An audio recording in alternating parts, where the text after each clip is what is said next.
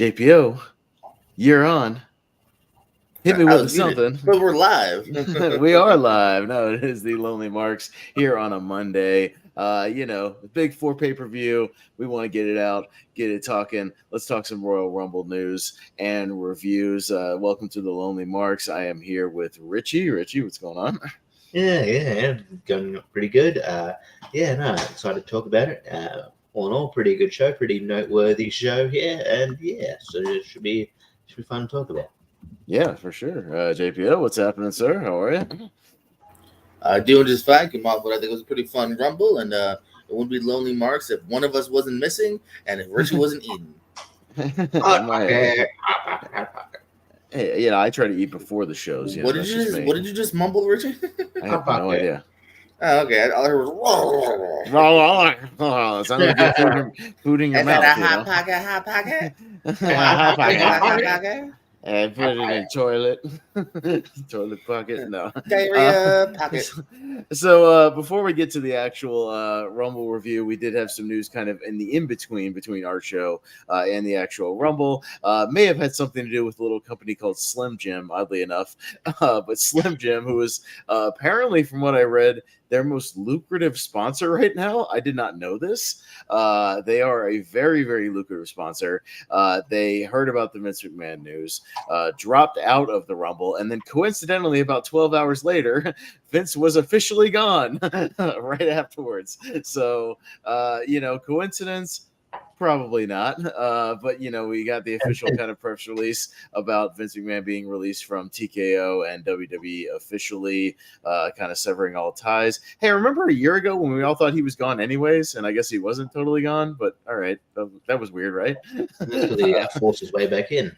Yeah. We'll talk about that as far as next year's this coming WrestleMania as well. But he in the in-between, he was gone. I'm sure it has something to do, at least the quick turnaround with the Slim Jim stuff. But I don't know, what you guys think of this sort of press release that came out so quickly? I mean, we all kind of expected something to come out within probably a day or two, getting up so close to the Rumble. But Richie, it's interesting. I mean, it had to happen. He's not he's not as powerful as he once was, and they only just formed that TKO. It's not they had to it would have been disastrous for them if they just stumbled away and found a way to keep him on. There's no way. Even if it comes out that all these things aren't true. It's just at the end of the day, it still makes your company look bad if he's on the books. But we'll see those text messages. Those text messages, they're pretty damning. But I think it's probably best that he does. And and now apparently no McMahon is actually working for WWE at the moment, which is interesting. So no official McMahons. Shane is always kind of tooling around, but Stephanie doesn't have anything to do with anything. Linda doesn't have anything to do with anything. Nick Khan and Triple H sort of running the show right now. So JPO, any thoughts on this kind of stuff that developed right before the Rumble here? Really not much to add because we're still kind of in the early phases of it here. So some there are allegations. They're not set in stone right now. So they did the right thing. They took the allegations seriously. They removed them from the board. It's best for company looks. It's probably best for business. I'm excited without him being in the backstage. I hate to say. And if any of these are true, and who knows, maybe they're all, maybe half, who knows, we're in the early stages. He's rightfully taken down. And I look forward to the future. Without him, thank you for everything you've done in the past as far as not that crazy stuff, but getting the wrestling to where it is. Best of luck in your future endeavors, maybe. Yeah, all I know is I think Thanksgiving dinner is going to be really awkward with Triple H and Vince and Yeah. they have Thanksgiving dinner. Just did want to note that it came out the kind of the reason a lot of these texts and things came out is Vince had stopped making his NDA payments to the lady in question that then released the text messages. And just a piece of advice in the future: if you're worth hundreds of millions of dollars and you owe $3 million, pay the whole $3 million, not just one of them. and then this wouldn't have come out. But apparently, he paid 1 million of the 3 million and then just quit. And okay, well, there's your consequences.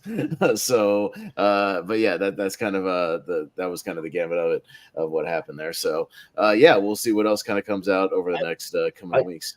I see like a lot of people like giving. I mean, I'm in two minds about it. Like because a lot of people having like upset about like because Triple H was asked about it in the post, the post press conference, and I think like obviously he's handcuffed to what he can actually say, what he can't. But like I guess because he was like sort of like I want to focus on the positives, but then he's like because we and they were talking about how he had an amazing week. People have come onto that. You go, oh yeah, he's like Triple H brushes it off and just says, we had an amazing week. I'm like, I probably wouldn't have used the phrase "we had an amazing week," but I understand like that because that's probably not the greatest thing to say. But like, you got to understand too. It's like the TKO lawyers probably told him like, hey, don't go into detail what to say. And at the end of the day, it's still his father-in-law. It's like it's really hard to. What do you? You can't be like, oh, yeah. Well, I think the better answer may have been, my lawyers have advised me that this is an open investigation. All I can comment on is what has been commented on the article, and be like, all we know is that he is officially severed ties, and we'll make further comments later. Something like that. You can make one of those like comment no comment type statements, and just be like, that's pretty much what he did at the Scrum. Yeah, it's kind of what he did, but people are grabbing onto the other things he like tacked onto it. But he was trying to acknowledge that they were having overall a pretty good week for the company, like everybody. Yeah. But probably just saying that you've had an amazing week when this kind of dark, this bad, that really bad. Yeah. But I know what he was trying to do, but just a little bit. I think Cody was about the same thing, and he kind of had a pretty more in depth. But he was in a position where he could have more in depth, like non-answer. But it was Cody was a little more honest, actually. Cody really kind of like said more than I thought he would. It's like there's a dark cloud and all that stuff, but yeah, he at least admitted that. Triple H was like, "What? Have you looked over here?" Like Triple H was like, "Look, chocolate."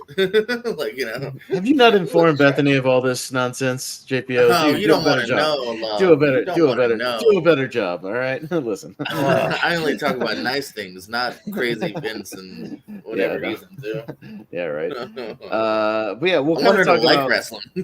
Right, not the dark side of the ring. We want the light side of the ring.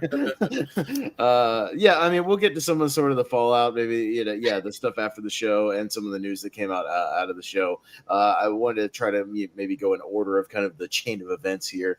So yeah, that was kind of the big thing that happened right before the show. Slim Jim, obviously, once that happened, reinserted themselves into the show because we had a big Slim Jim commercial with LA Knight and Randy, some old Randy Savage footage and everything. Yeah, I mean, no. So they obviously were back in and part of the actual show. So they jumped back on board. So that's at least good to see. But yeah, we had the actual Royal Rumble this past weekend from St. Pete, Florida, in the baseball stadium where the Devil Rays play down there. And hey, just in time, buddy. How you doing? Hey, good nap. Jacob, you are here. I had a great nap. I had a great nap. I had a good nap earlier too. I think we were going at our normal time, and how I had time to take a nap. Yes, I did. I'm pretty sure I remember I saw alarm for 20 minutes before the show, like I do with my naps. Yeah, right. we did agree to 8:00. Just letting you know. On the other night, it's called 7:40. Wake the fuck up. Yeah, but it's all good. We haven't talked about much. We just talked about Vince, as everybody else has been talking about. Boo that man. Yeah, boo. We're funny. We're like, oh, Vince. Okay, yeah. Oh, sorry, wrong one. Okay, that's the right one. Gotcha. No, we were just about to get into the actual Rumble. We were just kind of talking about how Vince in the in between, the Slim Jim and the Vince McMahon thing kind of happened, and then coincidentally Vince got canned like 12 hours later after the Slim Jim thing. So Right. coincidentally, not coincidentally, yeah. So no, we were about to just get into the act. We're kind of going chronologically with the events here. So I guess the Brock Lesnar thing would probably. we'll talk about that after. That's chronologically after. That came out after. I didn't know that was chronologically after. There we go. Well, we'll talk about the show, and then, like I said, the fallout and the news that came out after the show. I have that. Don't worry, we're getting there. Okay. You're on board. I'll sit back. I got a plan. It's okay. No, so let's go through the actual show because first we had the Women's Royal Rumble. So let's talk the Women's Royal Rumble. 30 ladies entering the ring here. We'll go kind of around and get everybody's sort of general thoughts on the Rumble, but what everybody think, overall, a couple of decent surprises. Obviously we had two of the bigger things to come out of it, obviously the Jordan Grace TNA knockouts. The TNA knockout champion, much like when Mickie James entered. We got the current knockout champion Jordan Grace entered pretty early in the matchup and lasted for a good long while.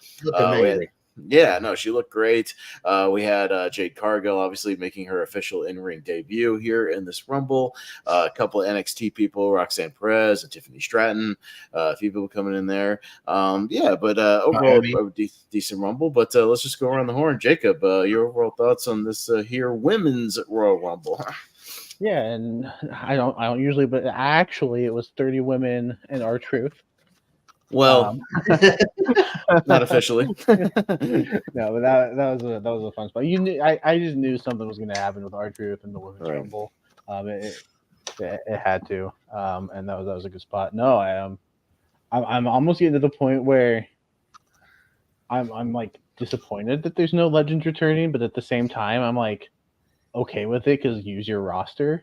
Mm-hmm. But it's like there were no surprises, but then it was like, but people that are actually in the roster and putting in work are getting time, and I like that. So it's like I hate it, but I like it at the same time, sort of thing. It's like an oatmeal raisin cookie. You want chocolate chip, but you're not upset that it's oatmeal raisin. I'm upset when it's oatmeal raisin. That's gross. Raisins, yeah. Ew. Yeah. Look, I don't mind raisins on their own, but in cookies, it doesn't belong. It's disgusting. They don't work. No, I'm against the oatmeal raisin. Well, so what's the bigger food crime for you? Raisins and cookies or pineapple on pizza? Raisins and cookies. I'll still eat pizza. Like I it's not my pizza of choice, but I'm not going to shun it if I see it. I'll still eat the pizza. But oatmeal raisin cookies, when you get one of those 4-packs when it has chocolate chip, peanut butter, sugar, and oatmeal raisin, that's the ones that are always left over because nobody wants that shit, and we all know that. Nobody wants to eat the goddamn oatmeal raisin cookies. You put out a pizza, if it has pineapple on it, you can pluck the pineapple off, still eat the goddamn pizza. All right, so it's fine. Back to the Rumble. No, I enjoyed the Women's Rumble. It was a nice kick off to the show. I think pretty much everybody got some spots, got some time, with the exception of I think there were maybe a couple that were in for less than a minute. I can't even Valhalla was in and then out, but I think everybody had some good spots. Jordan Grace, it was a good showcase for people who don't really I'm sure wrestling fans now are it's not like, who's Jordan Grace, but people who don't watch TNA regularly were able to see what she can do. Starting off with Naomi returning, I think was cool. Just because she's got that sweet entrance. Nia Jax, I thought she did really well. She came in at 19 and lasted a little while, and she looked really good. Jade, I think. She performed really well. I'm excited to see what they do with her leading up to WrestleMania. Her face off with Belair was pretty good. Yeah, the crowd popped big for that. They were into it, so I could definitely see them cooking something up for Mania as far as that goes, because that would be, probably a good idea based on that reaction. And then Bayley, I think, performed really well. I think we all know it's going to be like her and Io, but how they get there, I think, is going to be a lot of fun the next several weeks. So really good Rumble. I'm still going back and forth on which one I liked more between this and the men's, but I think both of them were really solid. Yeah. JPO, some thoughts on the this year women's Rumble? Yeah, I think we're off to a hot start in this pay-per-view here. I really like this women's Rumble here. I think it was booked just really smart and well here. I don't really care about legends per se as much as I just care about give me a couple surprises here. Whether they like it or not, they built that up kind of as fans. And I don't need a lot. Like the men's, there wasn't a lot, but there was enough. And the women's, there was some great ones here. You started off with Naomi return. That's pretty cool. As Jacob said, smart to put her in one or two because she's got the cool entrance. So you kind of want to hear that music. See the glow. Yeah. Bring it to the floor. Yeah, you want that, and that gets you excited more than if you would have just been like 17 running to the ring or whatever, So that starts off perfectly. Jordan Grace, pleasant surprise. I thought maybe because we saw the Mickie James, but Mickie James is a different breed. She's been with the company a couple times. I thought that might have been the reason she got in, but Jordan Grace never has touched a WWE ring, so that's pretty damn cool. They put her over on commentary. TNA's got a weapon as a champion. They even alluded to her and Naomi's feud. And they actually got to like embrace and fight for a second. Like, when's that happen? They fought in the rematch on Thursday, and they were in a WWE pay-per-view ring on a Saturday. Like, that's probably another like record breaker. I would imagine. That's pretty cool. Then you throw in your, Tiffany Stratton, I thought maybe might show up. She did. She looked good. Unfortunately, Valhalla was kind of the goober of the pay-per-view of the match, but every Rumble, I think, has one. JD McDonough would be the men's. Valhalla was the women's goober. I think there's got to be always at least that one quick, like, hey, ew, in and out. But they didn't overdo it, which I like, because there's been Rumbles where a lot of people are in and out, and I felt like everybody kind of got their chance to shine, even if it was 3 minutes or 30 minutes. I thought everyone looked pretty good, except for her, pretty much here. I liked Roxanne. I would have used somebody else just because we've had that already, so I was kind of surprised they double dipped when they could have used anyone else on NXT. But I like Roxanne a lot. I think that kind of shows that they like her a lot as well. And did anyone else see the Roxanne spoiler at the beginning of the pay-per-view? I pointed it out to Awesome when at the very beginning. Randy Orton, when they're showing everyone coming to the arena, and she was in the background, right? Around, just in the back, they had her clear as day on the Titantron. Roxanne Perez, like really kind of killing it. If you had noticed, it would have been funny if they did that, and then she didn't show up though. And she didn't. They were just testing stuff. They were just testing. I mean, I've done that at indie shows where, like, we'll test someone's music who's not there just to test music. Doesn't mean they're there. So, like, there's an outside chance. But, so that was cool. You could argue to a degree, like, slightly predictable in a way, but, like, when it's good predictable, I'm not mad. I'm totally cool with Bayley getting her big win. I loved her at the post-media conference. You can kind of tell, how much she cared, and good word to the other wrestlers too, of how, like, she's like, hey, I've been there. I've been the person that's in the Rumble for 3 minutes. I've been the person that's the afterthought, and now I'm the winner. So kind of like they keep up the hope kind of stance, which I think is very true. So overall, I think a really solid Rumble. I think it was booked and paced well, and Jade Cargill, another great, fantastic debut. She looks strong. Where she goes, it's interesting, and I don't know if she's gonna just be on the roster, or if they're going to hold off again until a little bit longer, but we'll see. But she looked good. I could see her and Bianca in Mania. Who knows? They kind of tease that maybe. And, this is I thought a really solid Rumble. Booked well. Everyone looked pretty good pretty much. And cool winner. So, no complaints here. Yeah. Shout out Chelsea Green. Yeah. Chelsea Green stuff was fun. Yeah, that was really fun. I was going to mention the Chelsea Green thing. I was mentioning the Chelsea Green thing was fun because, the fact that I'm like, you expect her to get, eliminated. But she just kept getting squashed, and she's good at playing that comedy heel. I think she's got a good. I was worried when that she got brought up, that I heard it. She's going to be brought up as some sort of Karen gimmick, but she's rolling with it, and I think she's getting over with it now. I think this is really a really well booked Rumble. I think the Jade Cargill is definitely a star. Like, she got a big pop, and I think she, she, obviously could use some improvements in the ring, but she carries herself like a star. She looks like a star. Obviously, she's got that strength of, when she lifted up Nia, that was amazing. I would love to see her do something with Bianca at the WrestleMania or somewhere down the line. That one thing I mentioned, that Kairi Sane spot, that was amazing. Where she's like, trying not to get eliminated, and that was great. Trying to do the Kofi moment of the night didn't quite work, but it was cool. Supposedly that was supposed to obviously work. I didn't know. I didn't see. I think the cameras missed it. How she got into that position in the first place. All of a sudden, they cut to her and she's strapped, across the apron, just hanging on for dear life. And lower than I had hoped. So I don't know whether she was supposed to, get eliminated like then and there, but I believe so. There's no reason to not do that and hope that she would get back in. Yeah. Yeah, I mean, the fact that Asuka was eliminated shortly afterwards makes me think. It factored supposedly in. too. You could see Asuka kind of like almost even call the audible of like, all right, get me out. Like maybe she went out earlier than supposed, but like I think that affected in. And Jordan Grace looked amazing. I'm sure if Jordan Grace wasn't signed to a 3-year contract, Triple H would sweep her up like that. I wouldn't be surprised once her contract's up that she goes to WWE. It was just a really well booked Rumble, and it was cool. I think it was good on Bailey. I think she deserves it. I'm guessing she's going to turn babyface, but I think that ending sequence was kind of cool. I feel bad for Liv Morgan. She's come second twice now. Maybe always a bridesmaid. Maybe it factors into a story down the road. Maybe she wins eventually. A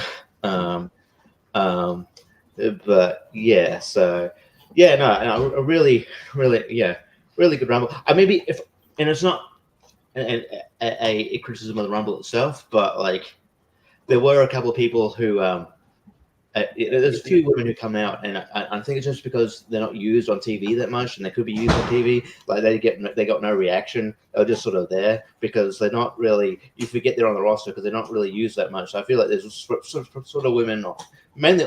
I feel most. Leave Xia Li alone.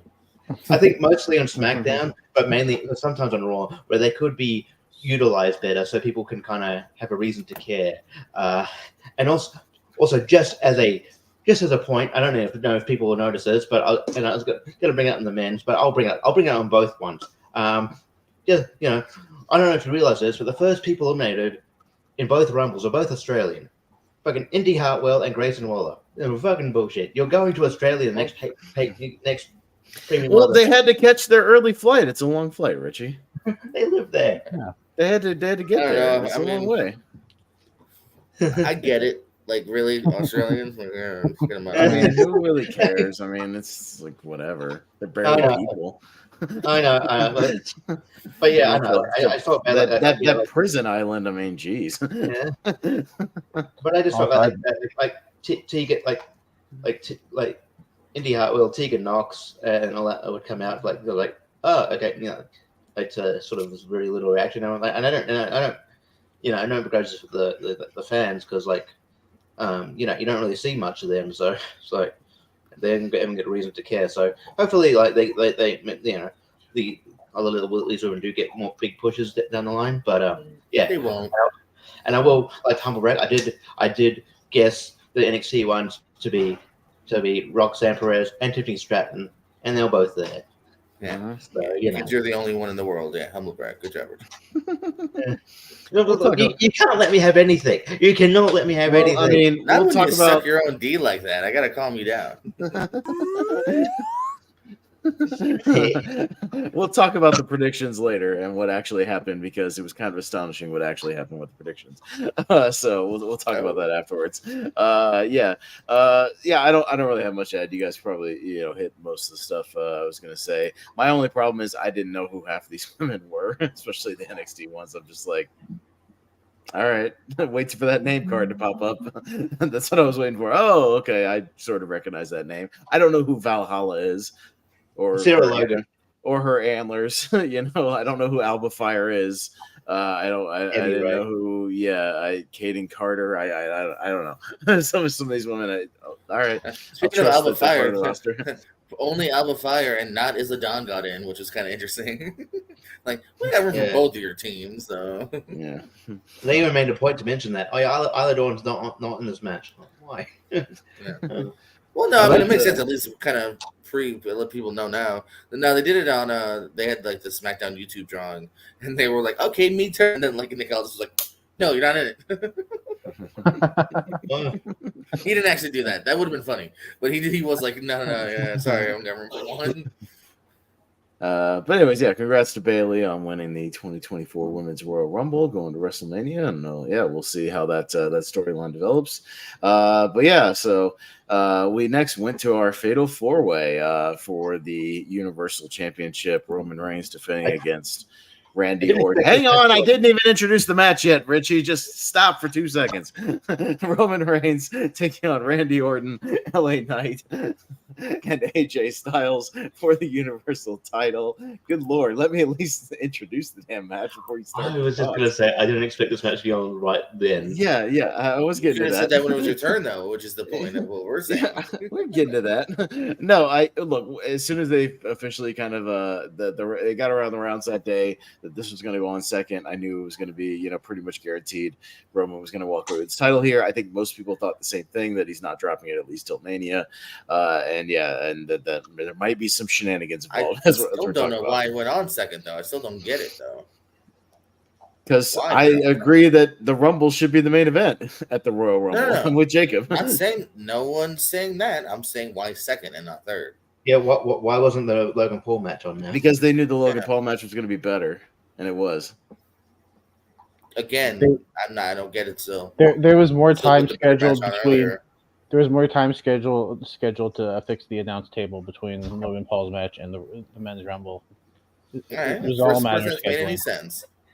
It was all a matter of timing and just the schedule for the night. Yeah. Logan hadn't finished selling his prime to ringside yet, so we had to put the Fatal 4-Way on first. But yeah, we had this match. JPO, let's get started with you. Your overall thoughts on kind of what went down here. Channing. Quick snacky review. I like Prime. Sorry. Okay, we're done. I do too. I was drinking one I did too. during the Logan match, as Jacob can attest to. It was saved it specifically for that. That's right. No, I mean, this match met, again, I think my only complaint of the pay-per-view, it's not a major one, would be a lot went more or less the way I had expected. This match included literally verbatim pretty much what I had expected. Solid 4-way, gave it about 20 minutes here, so you have enough fun. You have some brawling on the outside, you get a table spot. You have 4 very talented guys in this, so it wasn't a bad match as I thought it would be. And then you have, oh, look at this, bloodline interference, cool. I actually laughed when I felt like it was so unnecessary to have Solo in like a hoodie and like a reveal, like as if we should be surprised that Solo interfered. Like,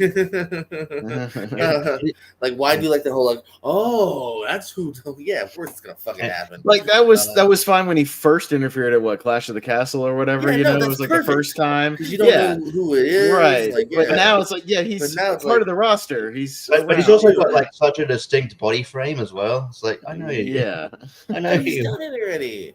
It's his buddy. It's his fucking cousin or whatever he is to him. Like, yeah, like it just. I thought that The was a one weird, who unnecessary always reveal. interferes in his matches. That one, Right. yeah, we know who he is. Yeah. So calm down on like the way they shot it, which they shot it well. It was just anticlimactic. yeah. And then Roman wins. Cool. The fact that it went on second, I thought maybe it was because maybe those 3 guys would end up being in the Rumble, and I was like, oh, maybe they're giving him a break, but that wasn't it.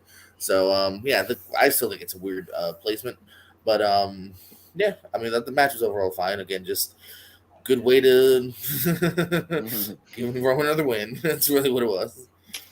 Yeah. The Mania. Yeah, Richie. Yeah, I mean, I thought the match was really good. Obviously, these 4 guys are really good workers. They've got good chemistry. And they all had a chance to get their spots in. Probably this is another thing I mentioned. I like when people get their spots, and even in Rumbles in this, because it probably in early Rumbles, you know, people would come in, and even if how popular they are, and then just immediately get cut off. And that's the same things with like some Fatal 4-Ways back in the day, where some people don't even get, like, you know, you forget they're in the match. Yeah, this is cool to, you know. But yeah, I guess the issue is I never had thought that like LA Knight, Randy Orton, or AJ had any chance of winning, and I you know, I would like that to, you know, be the case for me to get fully invested in the match. But it was still fun. But yeah, I guess when you do the same old like, oh, bloodline interference, I feel like it's on Roman's opponent at this point. I'm like, how are you not wise for it now? That's going to happen every time. How are you surprised that this is going to happen? This is going to happen all the time. If you get pinned because you get distracted because of interference, that's your own fault. Hopefully, you know, at WrestleMania they do like no you know, that they sort out like, hey, no bloodline can interfere. Let's get Goldust Dustin for one night and just have Solo go start some shit. Some guy in a hoodie stops him, reveal Dustin. It's real Solo. I'm babyface now. Like what? I thought for a second in the Royal Rumble, the two Usos come up first, right? Just jumping a tad ahead. I thought Rikishi was going to come out and break the sibling rivalry. Hey, children, stop your fighting. That would have been, I thought, a great spot. Papa's here. Yeah, Papa's here to kick Dad in the face. Exactly. They both are just like, get out of here, Dad, old man. So I don't know, just the thought I had when they both came up. Yeah, but yeah, it was a fun match. I mean, I didn't expect like AJ to hit the pin, but I guess it makes sense. It's probably better than Randy Orton taking the pin. Yeah, I wasn't even doing it as a neg team. It was yeah. So I know it was fun, but yeah, I guess it was the issue is I had no expectation that any of the other three had a chance of winning, and yeah, I should, but yeah. And all right. Quick question for Jacob before I get to my thoughts. Jacob, Yeah. Is Michael Cole a babyface announcer or a heel announcer? Yeah. Okay, because boy, was he a fucking heel announcer gaslighting the entire audience right before, as Roman was coming out in this match. Anybody remember this shit? Where he fucking goes in on, you know, the internet wrestling fans and the detractors may say, you know, Roman doesn't defend his title. Roman always wins. Roman always has heel interference. I got two words to say to that. Beat him. Fuck you, you gaslighter, Michael Cole. Fuck you. How are you supposed to beat him when he defended his title 4 times last year? That's an average of once every 3 months. That's a legitimate criticism, Michael Cole. Yeah. And now here's the thing. Had Corey Graves been given those lines, who is a heel announcer who sticks up for all the heels all the time, much like Gorilla Monsoon and Bobby the Brain Heenan, where Bobby the Brain Heenan would constantly lie and exaggerate and stick up for the heels, as Gorilla, as the babyface announcer, would constantly bicker with him back and forth and call him out on it. Had Corey Graves had those lines, I would have no problem with it. Michael Cole is the supposed babyface announcer, the one who's supposed to counter Corey Graves, and he's the one gaslighting the audience. Fuck you, Michael Cole. Those are legitimate criticisms. I just wanted to point that out. Yeah, because it's like, I don't know, that's almost like what you'd call a straw man argument. It's like, oh, beat him. It's like, well, no, that doesn't address the argument that he's not around enough. To be beaten. And by the way, he should be the one, Corey Graves should be the one, you know, sticking up for him. Michael Cole should be like, oh, well, isn't it a coincidence that every time he defends the title, though, his buddies in the bloodline are always helping him out and cheating him to win, you know, blah, blah, blah. Like, Cole could be that guy, Pat McAfee could be that guy, whatever. Corey Graves should be the one, you know, saying, well, whatever, he gets the job done, you know, da-da-da. But like, that was Michael Cole saying that shit. That was so odd to me. That it was a 100% gaslight, and it pissed me off, as Jacob could attest to, as when we heard that when he was coming out. I was like, fuck you, Michael Cole. Those are legitimate criticisms. When your champion, your ultimate champion, doesn't defend the damn belt. That's a legitimate criticism.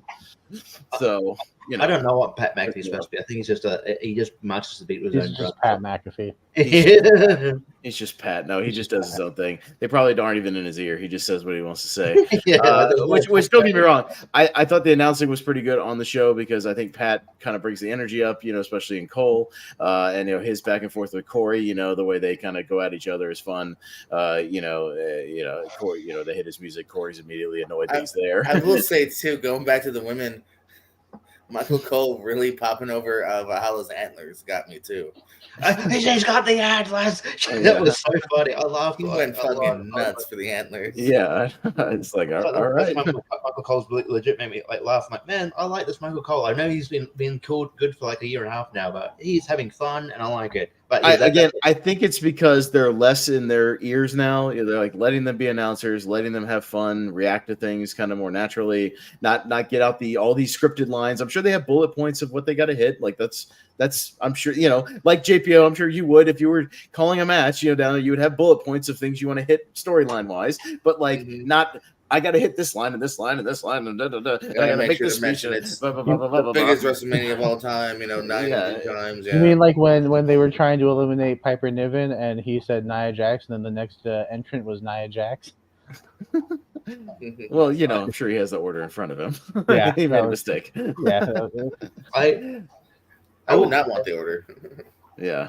I mentioned this because I don't know if we're going to bring it up, but like I did like how they always talk about like attendance records and shit. Mm-hmm. I did like how they. I mean, maybe it was just like how it wasn't, maybe the acoustics in the arena, but I did like how they maybe they crowded onto the fact that they make up numbers, but they did say, oh, we've set an attendance record of however many, and the crowd couldn't give a shit. It was funny. Usually the crowd go, yeah. Well, to me, that's always weird because, of course, you're going to set whatever kind of record because the other sporting events that are held in there don't have fans on the field for them. So, anytime you put people on the actual ground, in a football stadium around the ring, yes, you're going to set more than what it would get for a football game. Of course it will. That's always been a weird, like flex to me. I don't know. I froze, so I don't know if this is what Richie said. So I'm either going to say something new or B, completely repeat it. But I really liked the Iron Man, Iron Woman facts on the top left. Oh, we didn't talk about that yet. No, we haven't mentioned that. Okay. No, he's talking about the attendance records. I was talking about how how they announced a supposed attendance record, and usually the crowd kind of pops just to be polite. The crowd couldn't give a shit. Baseball stadiums are weird for sound because at least with a football stadium, it's circular. It's going to kind of bounce around a little bit, or if you're in a dome or something like that. Baseball stadiums are set up oddly for sound, so you're not going to get the same pops and acoustics, that you're going to get with in attendance. By the way, I know in the pre-show the show Jelly Roll was in attendance. Johnny Fairplay was also in attendance, directly behind the panel, not as a guest, just as a ticket buyer. And I know Joey Janela was in attendance wearing an alien mask. Bunch of wrestlers were in attendance. Jelly Roll was on the pre-show with the Booker T panel. Yeah, he was for a little bit. Yeah, that's what I said. I saw a little bit. No, I mean, you said he was behind the panel. I just said I just want to make note he was actually on the panel. No. I said Johnny Fairplay was behind the panel. Which I just mentioned in general was on the pre-show, actually on it. Yeah. And then they showed them again in the main show. Okay, well, no, I'm just saying that's what I said. No, I knew Johnny Fairplay was there. One of my friends on my Facebook page who went to the show got a picture with him in the parking lot and found him. So he was tooling around. No, I mean, I don't have much to add. Just it felt like, I don't know. Yeah, predictable. Probably the worst thing about it. Yeah, Solo comes out. Oh boy, another match where Roman and his buddies help him win. It's like, what else is new? Hey, Michael Cole, you could point that out at least and say that, he's won every time because his buddies come out. But, continue to gaslight your fans. But, that's fine. Get it. I'm just fucking, it really I know, me. I can tell it really did. I fucking tell. Annoying. No, it annoyed me because he said it, not Corey Graves. If Corey Graves said it, I know, I get it. Fucking weird. Just stop with that shit. I agree. Yes, we know. I guess AJ taking the pin makes sense. In the long run, because like I said, I've advocated for him to maybe bump down to face Logan Paul at Mania for the U.S. title. I think that'd be a great match at Mania, and you said something like that. But it was an okay match. It was fine. Jacob, I can see AJ or LA Knight doing Paul. Yeah, either one. Triple threat. Yeah. No, keep it singles. But yeah. No, I mean, if my reasoning is if Logan Paul is a part timer, but you still want to make him look strong, you put somebody else in there, take the pin, get a new champion, keeps Logan looking strong, and well, now that we have hopefully if Roman loses it, hopefully then we can have Logan keeping it part time. I won't mind. I just That's want true. two That's part-timers. true. Or if Logan just sticks around longer, because like I feel No, like there they could is become talk like, he signed at least be there here is for talk- pay-per-views. Right. There is right. talk. There is talk he signed a full-time contract recently. Logan. Yeah. No, I thought the match was good. Predictable. Even though none of us predicted correctly who was going to take the pin. But I like the ending sequence. I felt like there was interference, but I don't think they overdid it. But it's like, oh, there's the interference. Not surprised. And then I think if we don't get Rock Roman at Elimination Chamber, I think we could get a Roman Randy singles match at Elimination Chamber, because he wasn't involved in the pin at all, so maybe he's got that claim. So that could come out of it. But I mean, thought it was a decent 4-way. I think the problem with the Rumble is that we don't think most champions are going to lose their titles heading into WrestleMania, so it's like, there's no unpredictable things happening, but the action was good. So, but JBL, like you said, it's not always unprecedented. I mean, remember, we always talk about how Brock lost the title to Eddie in between. It's happened before. It's not like they couldn't do something, theoretically. Now, again, take it with a grain of salt. It's wrestling, it's rumors. There is talk that like Roman's simply not going to be at Chamber. It's going to be another Roman-less pay-per-view because they got Chamber. They got enough to draw without him. So it might be no match at all, which I also don't necessarily hate because, again, I feel like Roman versus Orton, to me, also would be kind of a moot point to a degree of probably a good match, but it'll probably be interference. Roman wins. They're not going to do Orton. Orton's not going to win a month before Mania, Yeah. Yeah, and what if the whole Rock, head of the table thing, because that's what he posted when he got on the board of directors, as he mentioned head of the table. What if that was the whole thing? Him and Roman was never a plan at all. Like, he was just trolling and swerving. I told you guys, he was talking about his literal plans of what he was going to sit at Applebee's that night. That had nothing to do with anything. It was a coincidence. By the way, Applebee's, this is important, Richie. This is very important. Applebee's return of the $15 all-you-can-eat chicken wings, shrimp, and ribs. Going soon. I'm going to make them regret it. Should live stream it. Also, Applebee's. I don't know. How long can a live stream go? How many hours can a live stream? Theoretically, as long as you want. I was going to say, Randy Orton could be a good potential for Logan Paul, too. I'm just saying. Yeah. I don't know. Yeah. I guess I like the idea of a faster guy like an AJ, but yeah. Yeah.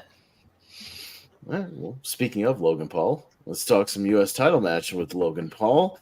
Defending against Kevin Owens. My current favorite wrestler, Logan Paul. I've said it many times, but he's fun to watch. He is a complete and utter natural. He is not like the best to do it in the first year or whatever like that. That still goes to Brock Lesnar in 2002, beating The Rock within 5 months for the title. But a hell of a first year here with only 9 matches under his belt. I mean, that's pretty spectacular what he's done, how he looks in the ring. But I guess we'll start with Rich this time. What do you think of this one? Yeah, I enjoyed this match. It was. I liked how I felt like the crowd was a bit tired at first, but they really got into it towards in the middle portion there because it really got going, and it was. I think they worked well together. I think Logan really knows, has really got into heel psychology. I think Kevin Owens is a great person to work with here. I thought it was a good match. I get why they did it, but I'm not a huge fan of DQ finishes on pay-per-view. I didn't mind this one because the way they did it and how they did it, I didn't mind it. So it makes me think, what are we doing? Are we getting a rematch at Elimination Chamber? Because I know Logan Paul's going to be there because they're advertising him on TV. Brass knuckles on a pole. Brass knuckles on a pole. At least on TV here, they're advertising him. So I guess we're going to get a rematch. I like it. Are you going to be at Elimination Chamber? I'm Perth is still 6 hours away, man. I'm not going.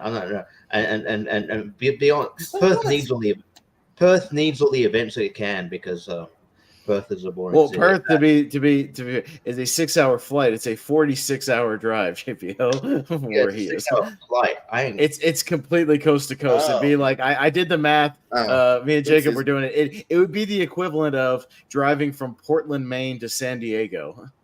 That's a long fucking way. That's a long way. Never mind. Yeah. But yeah, go ahead. Yeah, but I enjoyed the match. There was no way it was going to be a bad match. I'm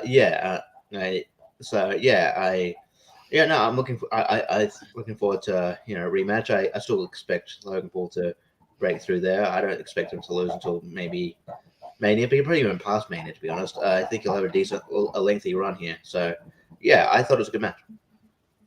Yeah, no, I also thought it was a good match. Maybe arguably the best match on the show. I really, really liked it. Again, I think I just like watching Logan work.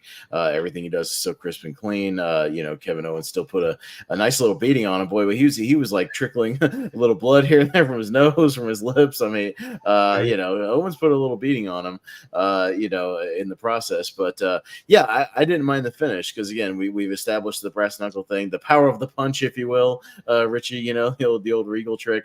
But the fact that he still got hit with them, so he's kind of getting his desserts. But Kevin Owens made a mistake and kept him on and got caught. And I like the zoom in they did with the actual camera, on the Nux and the referee. When he caught it, it made sense. And so I like that. Yeah, and in the in between, I don't mind them maybe setting up a rematch for Elimination Chamber. Just doing something in between now on Mania.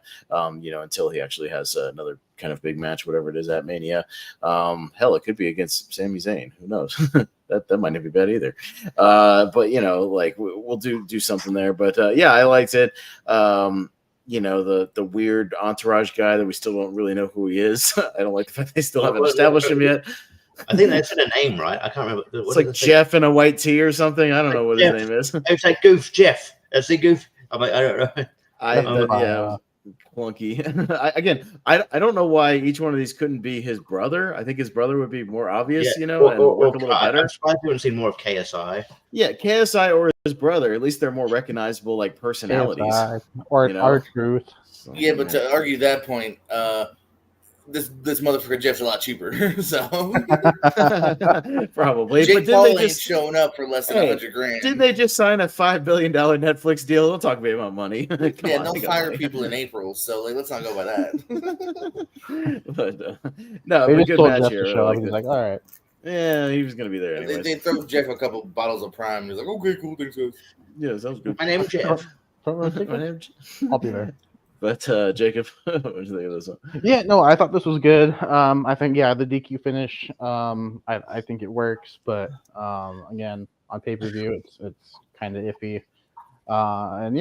This either could set up a rematch, or maybe we see like a 6-man tag where Logan teams with Grayson and Theory, and Owens could team up. I don't know, maybe because I know that Carmelo Hayes has been having problems with Grayson Waller, so maybe he teams up with him, and maybe Trick makes his a debut, or just comes up to the main roster for one night. I don't know, but I could see them doing that at Elimination Chamber. But yeah, I thought this was good. Like that camera shot. Good job, Kevin. Oh wait, you're not there anymore. Good camera work, and then I love at the end. Where the referee is trying to stop KO from going back to Logan Paul after he puts him through the table, but he's just going back to grab a cough drop. That's all he wanted. You got to take care of your throat, those lozenges. But JPO. Yeah, no, I did like the match for the most part. I was one of the people that said this might be match of the night. Technical match of the night, because on paper these top four work well together. Yeah, definitely the top 4. I guess I do. I will say I didn't love the finish. I think also the reason it kind of bugged me was because we only had 2 normal matches, and both matches, have this kind of interference, heel angle, to where I was like, all right, both matches kind of followed the same story. Roman had Solo. This guy had Fuckface Jeff or whatever his name is. I like Fuckface Jeff. Fuckface Jeff. Yeah. Hey, when they go to Netflix, that could be his real name. Yeah. Yeah. So I'm sure we'll get to a rematch here, and I'm sure it'll be Chamber. I don't see them dragging it to Mania. I'm sure they'll give him a new person for Mania. And but yeah, I mean overall, still a good match here. As a new kind of would be on paper. And yeah, Logan Paul continues his streak. Yeah, so there we go. So we moved on to the actual main event of the evening, the men's Royal Rumble match, which none of us ended up predicting the winner. So a little bit of a spoiler on our actual predictions, but we were all incorrect on this one. All of us either had Punk or Gunther winning the Rumble. But yeah, a pretty solid Rumble. Maybe the only real complaint is sort of, again, maybe a lack of surprises in this Rumble. Maybe I could have personally done with maybe one or two more little surprises or either NXT people or one other legend or two, something like that. A little light as far as that. And really the only ones we had, Andrade at number 4, probably is going to re-sign with the company is what it looks like. So, that was cool for what it was pretty early. And then, other than that, Braun Breaker finally getting called up. It wasn't meant to be there in the first place. Yeah, we'll talk about that. But he might have not even supposed to be there in the first place. But maybe it's a happy accident that he was, and he had a really good showing. And he looked amazing. He made an impact with the crowd, with everybody watching. So I was happy about that. Yeah, we'll talk about Braun in a little bit. We had the Pat McAfee spot, which was, again, weird, but all right. It's kind of wasted. I feel like that's another spot where you could have had either another NXT person or some legend or something maybe in that spot instead. And then we had the R-Truth stuff, which was funny for what it was, coming out, pretending like it's a tag match, getting the hot tag, running wild. That was funny stuff. I appreciated that. And then Sami Zayn kind of officially making his return, much like Liv Morgan did in the women's one at number 30 here on the men's Rumble. And we really had a solid, almost like a final 6. What we had, Priest and Punk, Drew McIntyre, Sami Zayn, Gunther, and what was it, Jey Uso, or is it somebody else? Or am I missing something? Or Cody. I'm sorry. Cody in the final 6. I'm sorry. I was thinking. I keep forgetting that. It's almost like I forget that Cody won because no one was predicted it. It just happened. Right. We'll talk about it because maybe somebody must have had him winning, but I do think it was surprising it came down to Punk and Cody. But again, maybe it's your final 6: Gunther, Drew, Sammy, and Damian were your final 6, along Cody and Punk.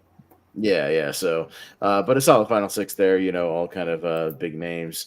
A couple of guys, again, having good showings here. Bronson Reed looked pretty good. Yeah, Ivar looked good.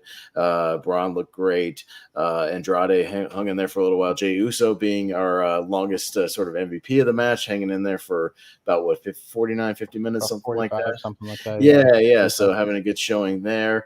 Hanging in there. The Jimmy Uso stuff with him always trying to get the fist bumps from everybody was fun, and constantly getting shit on by everybody when trying to do it was a good time.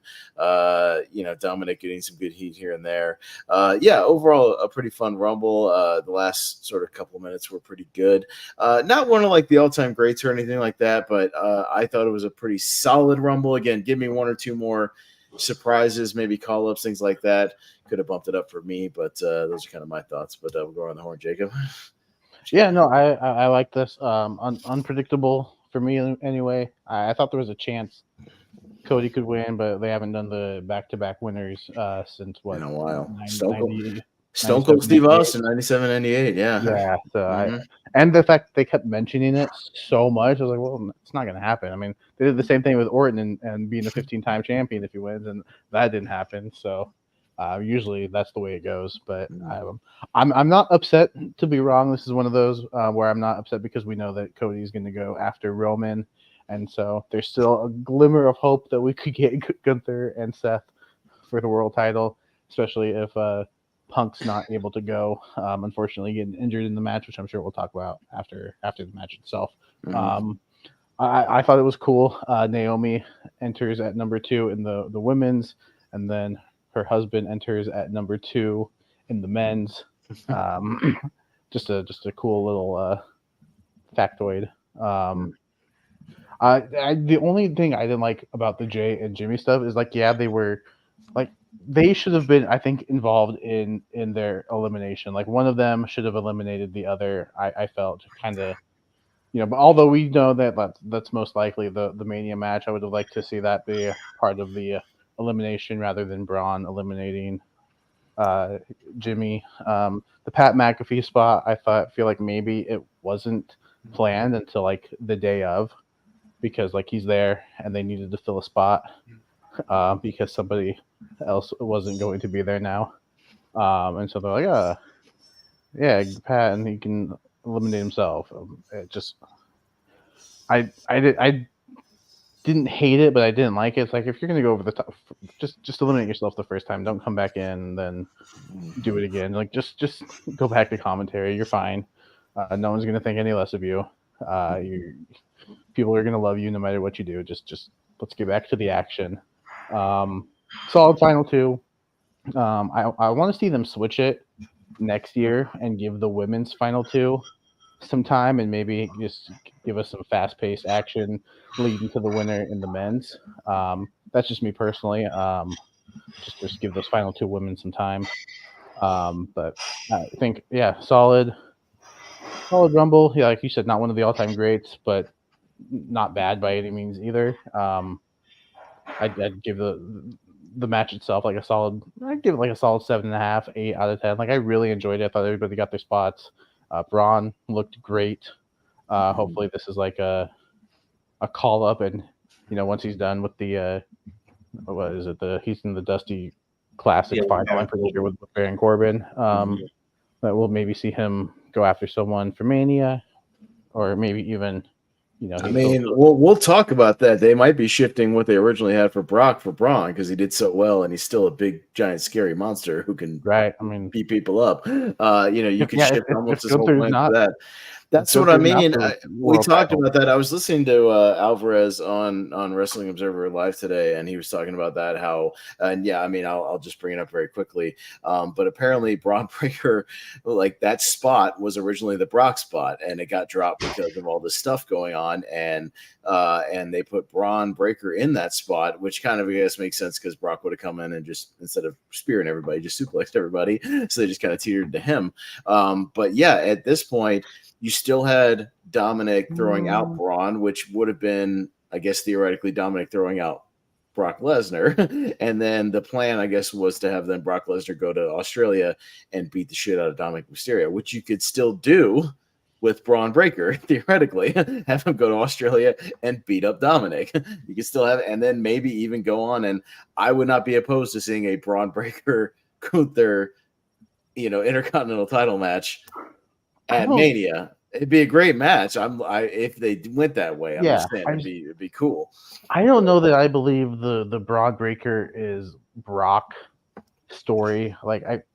We've been predicting Braun in the Rumble for the last 2 years now, so I feel like that was planned. I feel like the Pat McAfee spot is a little more out there. Like, hey, we needed somebody in a spot. Like, he didn't even have any gear on. Like, if he knew about it, I'm sure he would have had like something. Like, he would have been ready to go. He seemed like it was a last minute thing. I have a theory for that. Or they're just trying to make it look more realistic. Like, I didn't know I was in. Kind of like Michelle McCool in the. And they've done that with announcers before. Right, but they all had their ring gear ready for the most part. Did JBL the year he did it? No, he was in his gear. He just took his jacket off. Yeah, he that just was right. it. So I'm just saying it's not unprecedented. And Michelle McCool, in a different way.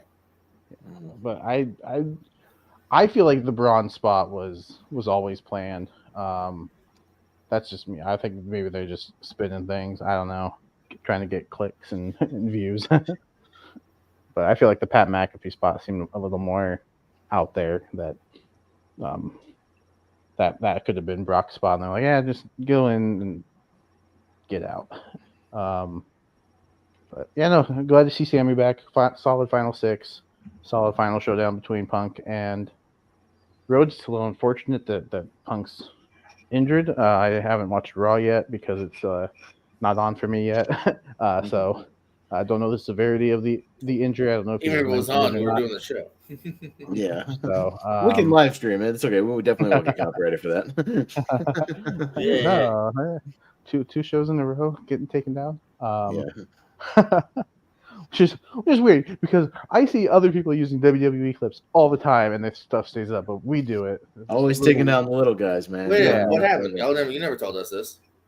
Jacob played that one truth clip of him Yeah, climbing it the was like ladder. 45 in the Rumble. seconds It's like long. 45 seconds, and it got copyrighted. We had to edit it out. Yeah. I don't know why some don't get taken down, but plenty do get taken down. Yeah, Right. I'll be honest. Even when you played it, I was like, kind of a long clip, Jacob. Might get taken down in my mind. Yeah. No. I do the clips movies on ASATs, and only once so far have I been taken down because like of just like 1 second too much of like music or something like that. Yeah. Yeah. It's Next really time I'll big just sometimes. like play some music over it or something. So you Yeah, I don't know. There's some people like sometimes the reverse of the image. Like I don't know. I think there's some sort of like, loopholes. but yeah, no, good Rumble JPO. You can talk now. No, man. Yeah, I also did enjoy this Rumble here. I think I like the roster that they put together for this here. Yeah, I mean, in a perfect world, I would have maybe substituted 1 or 2 people for another like legend or surprise just to make it that much more better and memorable. Because in my opinion, I did the women, I did the men this year. I think there was more moments and memorable things in the women's. Yeah. Maybe a little more unpredictable as far as the winner goes. We might have said Bayley, but at the same time, like. Cody's had it, we've seen it, but like Bayley's kind of a cool first timer. But still, there's a lot of good in the Rumble here. I was happy to see Braun. We have probably said, some of us have said it 3 years in a row now, but we finally got Braun. I'm iffy on the Brock Lesnar thing. I could see that being true because, again, it's kind of a similar story as to how they would use him. I also agree with you, though, on Pat McAfee. That feels last second. Another theory I have is there was definitely changes. Because all of Alpha Academy was confirmed at one point. Chad Gable, Otis, and Akira Tozawa. Was that Akira's spot maybe at one point? And they just gave it a Pat instead? I don't know. I could see that being possible. I could see maybe the Andrade thing came at the last second. Maybe that would have been a Chad Gable moment. I don't know. It's hard to know because definitely something had changed, at least from where they were standing on, Wednesday or Thursday or Friday, because some people that were announced weren't in it. But overall, I thought it was pretty good. First 2. I enjoyed the tease of Jimmy and Jay for where we might go from Mania. That they worked really well in the 2 minutes they had together here. So I look forward to seeing more of that. Of course, with the Punk news, that changes a lot because again, we probably could have easily gone to Braun versus Gunther, but if Seth needs an opponent now, to me, no one makes more sense than Gunther. So I don't know where we're gonna go with that. Yeah. And I don't know. The next couple of weeks are going to be very interesting, where they start to steer things, And apparently, I was at least looking up just the beginning of Raw. Punk did come out at the beginning, and Drew confronted him. Let's just put it that way. So, I'm saying I can speak more on that later too. Yeah, because if you noticed during the first about 5 to 10 minutes, I'm doing this off camera. I'm doing this. Okay. I'm watching the Punk segment. I was reading a little bit because you said he was going to come out first, and he did. So to address, that, and we can talk about that in a second when we get to it. But yeah, the weekly email had him coming out first. I was like, all right, let me see what's up. Yeah, I gotcha. Richie. Yeah, not much more to add here, but yeah, I like the Rumble. It was good. Yeah, I think not like a blowout or anything like that, but it was good to see Braun. I tend to believe that it was a Brock spot, but he looked amazing. I think he's always looked pretty good. Yeah, like the way he can run the ropes is just man, that dude can run the ropes. And his speed looks They amazing. said something about they clocked him at the Performance Center running the ropes at 23 miles an hour, which is really fast. Yeah, that dude is super fast for a big man. super fast. That dude's big. Yeah. But watch in like a year or two, he'll win the Royal Rumble, and he'll be a champion. They're going to strap the rocket to him. But yeah, I think the Pat McAfee spot was planned, but it probably can't get. My issue with the Pat McAfee spot is I don't think that's what Pat McAfee's character would do. I feel like I feel like if maybe Corey, if Corey Graves had that number and he realized all those people in the ring, I would have preferred that. Yeah, if he realized all those people in the ring, even though he wrestled, I think he would back down. I don't think it's in Pat McAfee's character to back down like that. I think he'd at least have it a try. I would have preferred the Hurricane spot. I think it would have been funny if he did go in there and between Omos and Bronson went tried for a second, Yeah. Or just get back on commentary and just be like, ESPN wouldn't like that. Yeah, and then eliminate yourself. Like I could see him going and then look at him being like, It's not working. I got this. And then just Yeah, run I and then just- run. It just I doesn't. tried. Sorry, guys, I'm out. It just doesn't fit Pat McAfee's character just not compete at all. Yeah, instead But- it was just to me it was a whimper of an entrance. Yeah. Mhm. Yeah. But yeah, and it was yeah, the final was pretty good. I mean, it did have like the other thing I'll mention it did have one of my pet peeve spots where I think Bobby Lashley's still in the Rumble. Karrion Kross was eliminated. Okay, that shouldn't count. Wow. Karrion Kross was eliminated. They've always explained it in the rules that you are eliminated when you go over the top rope and both feet. It never says that a says person how. in the match has to eliminate you. That's not part of the 4 or 5 rules. Then that John they have. Cena would I still know, be in the I'm just 2011 saying, it's Rumble. dumb. Mhm. It is dumb. That's dumb. And yeah, but anyway, I thought Sid would obviously- still be in the 92 Rumble. yeah. Sean would still be in the 05 Rumble because Kurt Angle came back in and eliminated him. Yeah. There's Goldberg never lost the 04 Rumble. Yeah, but it's dumb. But yeah, and then the final the back and forth between Cody and CM Punk was great. Yeah, and even when we know what we know now, like CM Punk was hurt, he still did pretty well. I like the ending sequence where CM Punk was sort of being heelish, and he's like, "I didn't come back here for I didn't come back here 10 years later to lose to Dusty's kid," and then gets thrown out. Then lost. That was cool. I could see them wrestling, having a feud at some point down the line. Probably a big main event feud somewhere down the line, and it'll be Champion great. versus champion at Survivor Series. Mhm. Yeah. So, yeah, no, it was great. Yeah, but I'm one in the camp too. I probably prefer the women's rumble match better this year, but I still like this rumble. So. I did enjoy the shots of Roman and Paul in the skybox watching the match. Same with Seth, up there watching everything. Because they showed Roman after Cody won, and obviously pointed him out looking nervous. Paul Heyman trying to reassure him, but also being worried for him. I loved the earlier one.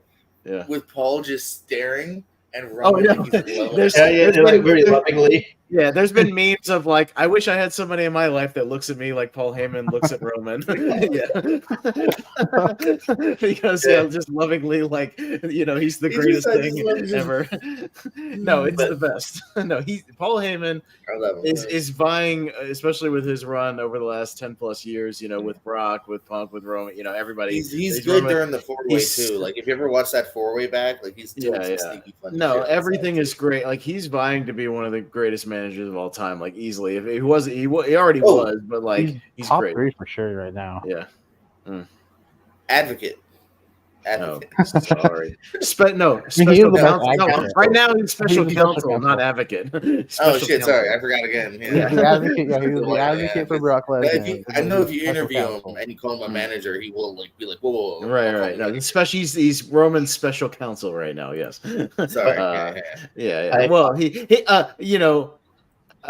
number one, we'll just say, the man with the plan, whatever you want to call him. Yes. Right. That's good stuff. Yeah. I would just say like what JPO said. I liked what they did with the Iron Man thing. With the time. I do think that maybe they'll get selective though, because I swear, because they had how long Cody was in for, but I swear at that time, like Dominic came out before Cody, and like they weren't tracking Dominic's time, But anyway, Dominic was in there for a while, and they didn't care how long he was. Well, at least the top ones were legitimate. Jay was the longest, and then Bailey was the longest. Those were both legit, and the time was legit, so. But I still appreciated that. Yeah, as far as just checking in on that every now and then, that was a nice little addition that made sense. So, I hope they keep that going.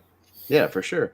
And then kind of obviously the big news coming out of the Rumble is CM Punk is injured. Did we want to grade it real quick? Usually we grade it. Oh yeah. No, we can grade it real quick. Go on the horn. I guess out of 10, what would you guys give it overall, Jacob?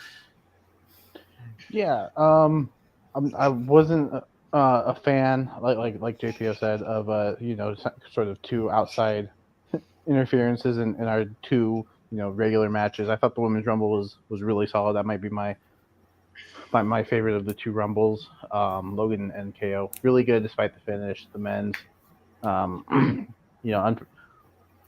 unpredictable, but not too far fetched of a winner in Cody. They made a 4-match card last nearly 4 hours, so I good on them. I was like, oh, they're gonna end the show early. So I'm not fucking gonna- ads too, man. Fucking Peacock. It's funny because Nothing was we that were crazy long. The Rumbles were normal length to a degree. Maybe Right. it's a little longer than some of the shorter ones. The other two matches combined were 3 hours. It's just the other 30 minutes of ads throughout the show. Yeah, Yeah. they made it long. yeah, Yeah. those video packages. Yeah, because Um, Logan Paul's not even 15. Yeah, and the other one's about 20. Right. So. Mm-hmm. I would like a solid 7.5. Like, there's nothing that I'm gonna probably go back to. Like, I'll probably go back to those final few moments from the women's rumble. But there's nothing really that's standing out to me that I'm gonna remember. Like at the end of the year, that was a good moment. That was a good moment. Like Jordan Grace, yes. Jade Cargill debuting, yes. But other than that, there's nothing that's sticking out to me. Like, oh, we're gonna remember that for the rest of the year. So yeah, I'll go a solid 7.5. Yeah, JP. I'm just trying to think if I should change my mind just to change my mind because honestly, it's 7.5. But no, for all the reasons stated. 7.5. Yeah, no, I think because of just that both of the middle matches have to me a similar-ish ending here, and because we never really had that bang of a match, where it keeps me from giving it anything higher. I could get close. I could say an 8 if I was being nice. I could round it up. But yeah, I think 7.5 is good. Nothing really major to complain about. But yeah, nothing. I think to that next level. Where I think you're talking repeat value. Yeah, I don't know if this is one maybe highlight reel, but not one I would ever go back to full on a lot. Yeah. Yeah, Richie.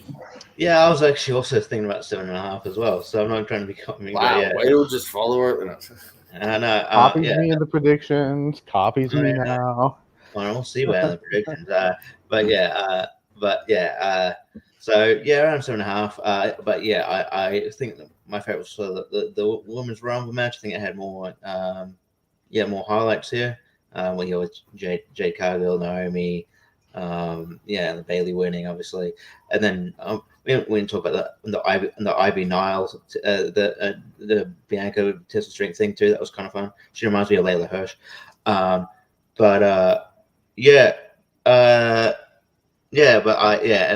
the middle, I probably had the same issues as you did. They were good matches. Just the interference kind of got me, and then I don't like the DQ. I'm not a huge fan of DQ finish on the pay-per-view, but yeah, nothing overly offensive, and it was a pretty good show overall. And yeah, I liked the fact that we all didn't guess the winner of the Rumble. It makes it a bit unpredictable, but it also makes sense in the same way. But yeah, I could see it being a triple threat at WrestleMania, if you include The Rock in there. But we'll see what happens. But yeah, so 7.5. Yeah. No, yeah, I don't want that either. Just Roman and Cody. It's a horrible idea. It's a horrible idea on every level. Look, I'm just saying. I could see. I'm not advocating for that idea. See them doing it. No, but I think even they got to see that's messy because, what are you gonna have Cody defeat The Rock too? And if The Rock wins, then that's just shitty on every level. No, I don't know. Save Rock and Roman for another year where it's just simply head of the table. Yeah. Well, you could even do that at SummerSlam as a separate match, a big match. After You he do lost the SummerSlam title. anymore, yeah. No, I'm just saying a separate match down the line, a big headline match that's not for the title, but they can still do the big bloodline match. That's fine. I'll go 7, not 7.5. I'll be a little different because to me, a 7 out of 10 pay-per-view is kind of like what this one was, where there was nothing bad on it. Couple of solid matches, but to me, to get into that 8, 9, 10, you got to have those multiple 4-star plus matches. We didn't really have any kind of 4-star greater matches on the show, but there was nothing that was bad. Both the Rumbles were good. The Logan match was good. Whether or not you like the finish was up to you. And then the Fatal 4-Way was a Roman match. Roman wins the way he always wins, and we're just kind of waiting for the Mania thing. So 7 out of 10. It's fair enough. But I think too. This, in my opinion, this might have been at least it's my favorite of the women's rumbles so far. This might be number one for me. I still I think didn't the think about it. We watched Yeah. last year in the first, but lucky baby. Yeah. But and of course the big news coming out, looking like a tricep injury for CM Punk. He scrambled over to the referees, and apparently what he said was my tricep. Yeah, you can tell and people were looking at him for a minute. yeah, and he was, and it's kind of official. I guess JP, you can fill us in a little bit. But yeah, I was reading a little bit. He Yeah, came out of the so- sling on Raw. Yeah, fill us in a little bit. So what we got? Yeah, so Raw does open with him. He's in a sling, comes to the ring, cuts a really good promo at first. Very passionate. I think you could see kind of some tears in his eyes about how giving things a shot. He even brings up UFC. He's like, y'all see me in UFC? Got my ass kicked, but I did it because I had a chance, and it scared me. But sometimes you got to do challenges that scare you, and it was really good, well made, well done promo here, and yeah, pretty much alludes that like, yeah, you know what, Mania might not be in the books for me, but just like my favorite sports team, there's always next year kind of thing. So yeah, pretty much saying it doesn't look like he's out for Mania. He even kind of like said like, I wish I could say I'm going to the Chamber. Maybe I could have got my match there. That's probably how probably would have happened. I think he was literally telling us what the storyline was. Right. But yeah, and then Drew comes out, and at first Drew kind of plays his face for a second. He's like, I don't like you, but I could feel what you're going through. I have a lot of similarities. And then yeah, it just boils down to Drew attacks him. I think he just. I read that he had a funny line where he said, I I prayed for you, but I prayed you would get injured, and I slept like a baby that night," or something like that. Like he made the turn. Oh, I didn't even hear that. There was a thing where I read it and said, I prayed for you when I saw you were injured, and I prayed that you would be just injured permanently, or something like that. Like he did a full heel thing of like, basically like a FU. Like I don't care. Nice. That's probably the turn. Yeah, totally. No, that's great. He attacks it. Sami Zayn comes in for the save, so it's not any worse. But I'm guessing good chance that'll be the last time we see Punk maybe for a minute. Yeah. I think Drew was actually the one who accidentally injured him too. I think it was off was what's his DDT called? The Future Shock. Future Shock. Yeah, I think CM Punk got his arm caught in the No. Mm-hmm. Yeah. That sucks, man. That sucks, for a dude that literally had such a huge return to get injured on your first match. I mean, at least televised, obviously he had the Dominic thing, but which they actually alluded to, by the way, on commentary, which I thought was interesting. Because usually, they had to make sure because there would be those internet where actually it wasn't his first match back. Well, and I was that guy, and then I looked like a jerk at my viewing party because I was like, oh, he did have the match, and then they were like, he had a match. I was like, okay, never mind. They mentioned it. So, but yeah, I think it does suck because I definitely was down for Punk and Rollins. In fact, Rollins is funny. They aired his YouTube clip of him watching like partying in the box. 5, 4, 3, 2, 1. The Punk comes out. He just. Like playing up about how his favorite Punk. So, but yeah, I would love to see that match, but yeah, where does this leave the World Heavyweight title picture? Obviously, because Punk was probably going to be a big part of that. Obviously, Seth still has it, but I mean, I think there's a couple of possibilities. Yeah, Gunther's out there if he wants to step up and go for the title. I'm not opposed to that. Obviously, he's ready. He has earned his spot over the last year, proving that he's a formidable champion. We have the Drew situation. Drew could insert himself in there. I'm saying whether or not you like it, he's in the situation. He's probably going to be hovering it at least. Let's not forget you still got Damian Priest hanging around with his briefcase, and we keep forgetting he's got the briefcase that he could, pull out at any given time and throw himself into the mix as well. And he still hasn't used it. So I don't know. Should we go around the horn? What do you guys think? What would you like to see? Where do you think it'll go?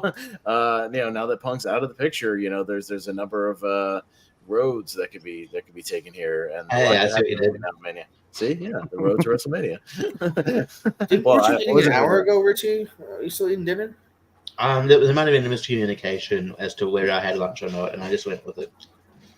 But you were eating an hour ago when we started this. I know. I said there might have been miscommunication about whether I had lunch together or not before, and I was like, I think I got asked, hey, have you had lunch? And you lied. I thought she was asking, have you had lunch? And I was like, yeah, but she was asking if I had wanted lunch. And I just went with it. So. I get what you're saying. Yeah. No, No, where are we on it, this? I'm sorry. it sucks.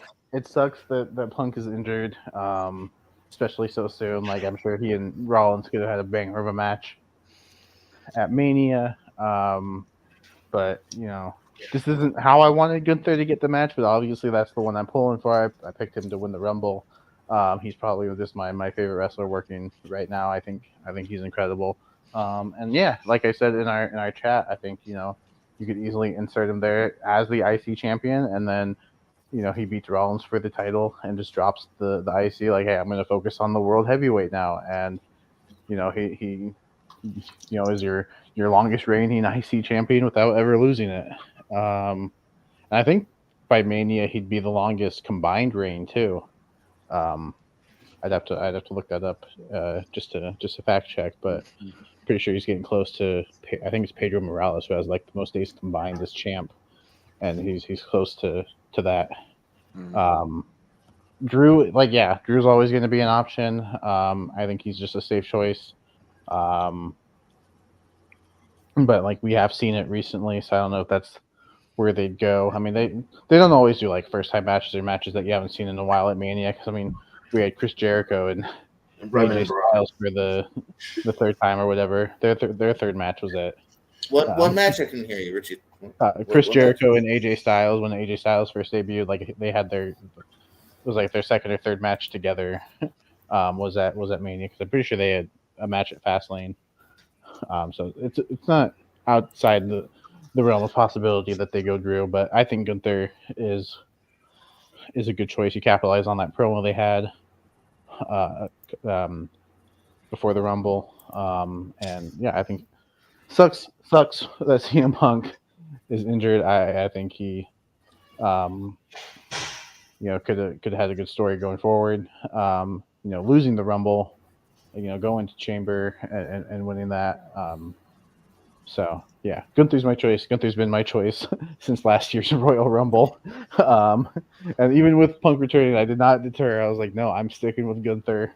It is his time. He is a main event level guy, and I can easily see him being like the world champion for 6 months to a year. Yeah. Thoughts on where we're heading with this, maybe, or what you like to say? Yeah, I mean, I think the obvious one to me is just Gunther, man. I love Drew to pieces. I wanted him to win it off of Seth before. I wanted him to get another title reign, a nice juicy title reign, because he did have kind of that pandemic reign mostly. But I think unfortunately we've seen him way too much. Him and Finn, they kind of did to death to the point to where you need to get away from it for a while, and especially at Mania. That's not a Mania match anymore because we've seen it far too much recently. This is just a rematch. This will literally be like the third or fourth time we've seen it. So I think the one on paper that is the juiciest, most Mania-worthy match. Tell me someone that isn't Gunther at this point here. You know what I mean? If Punk wasn't on the roster, it's a match I would have wanted to have seen. You could do the great IC world title match that we haven't seen since 1990. Unprecedented streak. Yeah, that's what makes the most sense to me. That's a Mania-worthy match. Yeah, Richie. Yeah, I'm pretty much echoing what people are saying. Yeah, I mean, would have sucked. I mean, there was almost a scenario where luckily Seth Rollins is fine, but it was almost a scenario where we didn't get either. Like, luckily Seth Rollins is going to be okay for WrestleMania, but but that would have sucked, like, really hard. I guess in my opinion, probably Gunther's the right choice. I don't know other, you could go with Drew. Apparently, I don't know if Drew has signed his new contract yet. So I don't know. You might want to do that to sweeten the deal. Clearly, I'm not sure. I mean, like, we have seen it before, but there'll be like a new dynamic there, obviously, like with Drew being a heel. So I'm not sure. I know. There'll be a new. Why are you confused at everything I say? How's that a new dynamic? He was heel before. What? No, new dynamic there with Drew and versus Seth. Seth was a heel Seth was the heel last time. Like when they had a feud last time. I No. swear. What are you talking about? Am I wrong? Was he here? talking, is he No. talking about when Drew won the title during the pandemic? Yeah. Yeah. Why though? What? He's talking about Yeah. Drew and Seth, which was like you don't last remember month. that?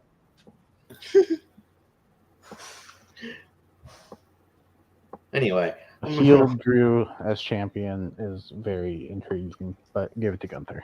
Oh, that, yeah. I'm just saying the feud, the dynamic of them, this match wouldn't change, though, which is what he said. no, no. What? Anyway, you don't get what I'm talking about. Yeah. He's talking about Drew was when Drew won the title back in 2020. Was he not a face? Yeah. He is a Yeah, face. right, right. I thought he said the So dynamic he's of saying the he could and he win the feuded- title as a heel now and no. get his moment as a heel. That's why I was with it, 3 months ago. No, Yeah. I get it. No, that I Right. agree with. He said match. That's what he's talking That's why I about. wasn't sure. All right. Yeah. No, that makes sense because it was actually explained correctly. Thank you. Well, no, because I've seen, people say, like, you could give Drew his chance to have that WrestleMania moment he never had in front of a crowd. Because, he won it at Mania in front of nobody. And, so didn't get a chance to do that and finish that. But, that's an option, at least on the table. I thought it was going to be Lashley when they had that Mania in front of fans, but they Right, but they didn't go that Yeah. route. Yeah. So again, there's any number of routes you can go with this thing. I think Elimination Chamber, even with the Punk thing, sometimes even Punk coming out makes it a little even more intriguing to see what comes out of that pay-per-view and what goes into Mania. Because we still have that show to look forward to. So when is that show exactly, by the way? A couple weeks. I didn't look. So when's the extra part? I know, again, we won't be able to watch it live because it's 3 a.m. for us or something here, or 5 a.m., whatever it is here. No, oh no, it is 5. I was saying I was gonna watch it. I keep forgetting it's 5. I thought it was 3. Yeah, no, it's very early at 24th? 3 a.m. But February 24th. So we've got a little bit of time here. A couple of we got 4 more Thursdays in between, or excuse me, 3 more shows because we were going early. Oh, that's this week. perfect. Yeah, 3 more shows. That's perfect because that could lead into what happened, and I'll talk about something with our predictions. So, despite the fact that we guessed, different people coming in with NXT, different surprises, we had all out of our numbers, and everybody got points for different things. As far as if you had the point for the longest person, you had the point for the actual winner, whatnot. Despite all that, we had a 3-way tie with 7 points apiece. Myself, JPO, and Richie all tied at 7 points. If Randy Orton took the pin. Yes. If Randy Orton took the pin. He was never Would've been going a four-way. Or if I had picked Tiffany Stratton like I should have as a safe bet, I could have won it clean, but I didn't. I Or could Punk have said that. wins. Yeah, or Punk had actually won, like we all kind of thought he would. That would be. But I guess, again, maybe it worked out that Punk didn't win because now he's hurt. Now, what if you have a Rumble winner who is injured and can't, take his claim his prize, so to speak, so I guess it ends up working out with the Cody thing. But we have a 3-way tie. So I guess the logical thing would be we've got 3 weeks until Elimination Chamber. Everybody gets a spot. JPO, you get a winner's choice. Richie, you get a winner's choice. I get a winner's choice. We all get a winner's choice. Is this like when that Survivor Series where like the Survivor Series team won and then they all got to be general manager for a week? Remember that one? Oh yeah, the 2004 one. Yeah, and they all gave themselves title shots every week against Triple H. Yeah, I feel like I Maven- don't belong Maven- here, Maven was on that thing. Yeah, Maven got. Maven gave himself a title shot. What was it? Yeah, Orton, I think, and then whoever else was on that team, I can't remember. But yes, it was Orton's team. But Maven was general manager for a week. Yeah, that was weird. But so that's what it's looking like. So, gentlemen, start thinking about what you want to do because we've literally got 3 episodes basically before Elimination Chamber, so we can each kind of do something in the intermedium before we get there. And I do want to say too, Revolution. Richie was right on the. I'm looking at the Rumble now. Yeah, they're highlighting how long Cody's been in, and Dominic was definitely several spots before. So Yeah, it is for kind sure. of funny where the obvious focus is. You know what I'm saying? Mm-hmm. Yeah, Dominic definitely came in at number 9, Cody at number 15. Yeah. So yeah. Oh yeah, that's 6 Significant- months. Yeah, Jesus, yeah. Because look at Significantly, how they significantly just more. showed Cody's time, and Dominic's still on the floor. And, That's at least 6 or 7 minutes ahead of Cody, at least. 9 Yeah. minutes if it's 90 seconds between entrance. Yeah. Just- So just I don't know. shows Weird. who they're looking at. Yeah. Yeah. So we'll probably talk off screen now that everybody knows who's won what. I And already have an we'll, idea. if you, I have one too, but I don't I have think one we'll- too, but it might be your one. I had one. So we, no one cares, Jake. Let's So- do it. so We're we here. just so, That's so what who you're wants thinking. who wants to go first? Uh, I mean, maybe we can spin a wheel as to who goes first, but let's just see what Oh, we're thinking. funny. I could do that right now if you'd like me to. Yeah. Why didn't you say But, so? but beforehand, if you want, say what you're thinking. What are you thinking, Pez?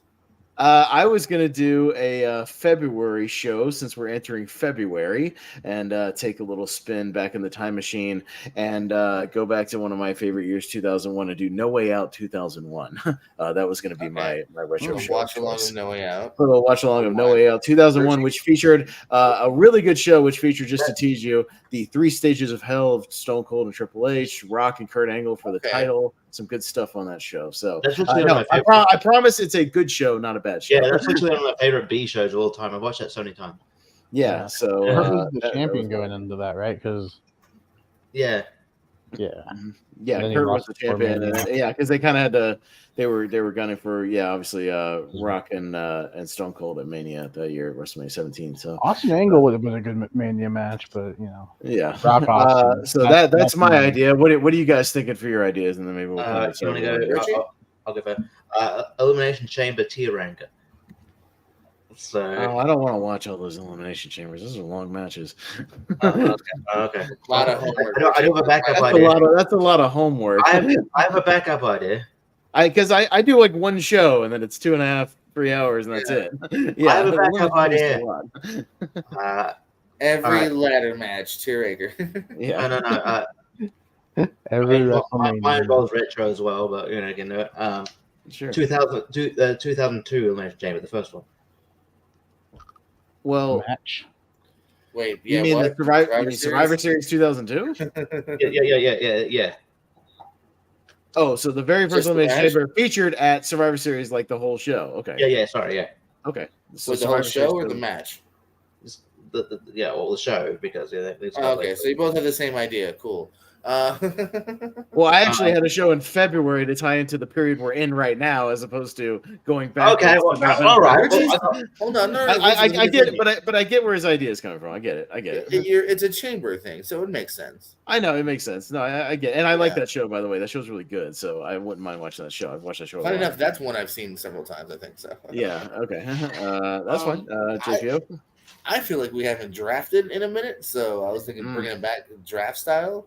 And Okay. I don't think we've ever drafted. I think we want to celebrate the TNA revival and Jordan Grace. Let's draft TNA the first 3 years. First 3 years. So Layla like It's Nashville 02, years. 05. Yeah. Okay. Yeah, 02 to 05. Okay. Here's what I would propose That then. gives you a lot of people. Here's what I propose for the order then.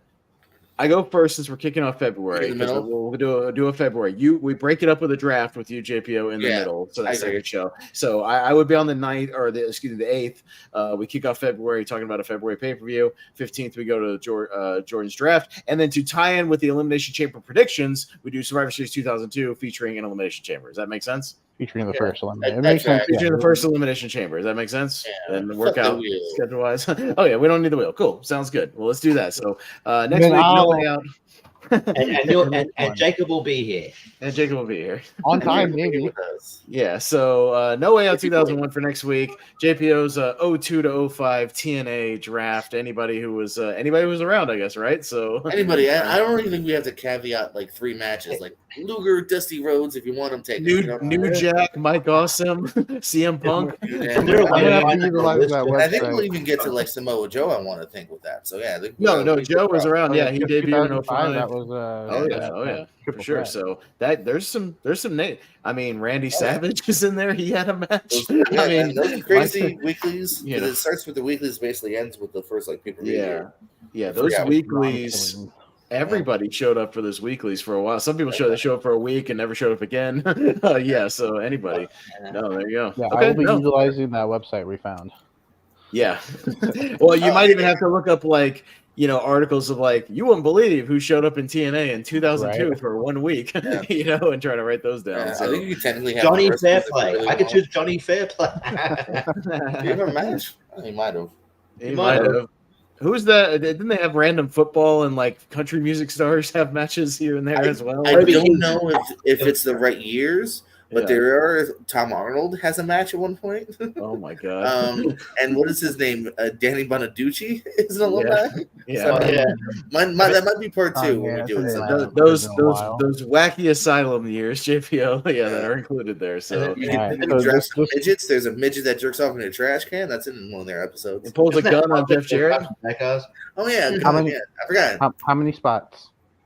Yeah, what are we doing here? Uh, I mean, JPO can we'll decide that figure out later. the normal. He'll decide that later next week or something. Give him a week. Whatever we figure normally out do, what I forgot. yeah. Usually it's in the 20s. Yeah, we'll figure it out. 20 to 25. is what we Yeah, usually do. draft certain amount of tag teams, certain amount of singles, whatever. We'll figure it out. So, all right, yeah, we'll do that. So, No Way Out 2001 next week to kick off February. That and obviously whatever other news comes out over the next, because we'll have a little time between now and the 8th. So, whatever other news kind of pops up between now and then, about a week and a half or so. And 22. Hmm. Or if you want to do 25 and do like 3 weird people for like guest spots. Tom Lyon. Sure, 22, whatever you want to do. 22 Yeah, that are going to be in a match. Goldilocks. yeah. Well, those 3 spots could be managers or something. Well, that's what I meant. Yeah, you could do like, and my 23rd pick is Vince Russo, Goldilocks, and yeah. The Dick. The Johnsons or whatever. You're not putting them in a match. You got to put if you book the Johnsons, you got to book the Johnsons in a match.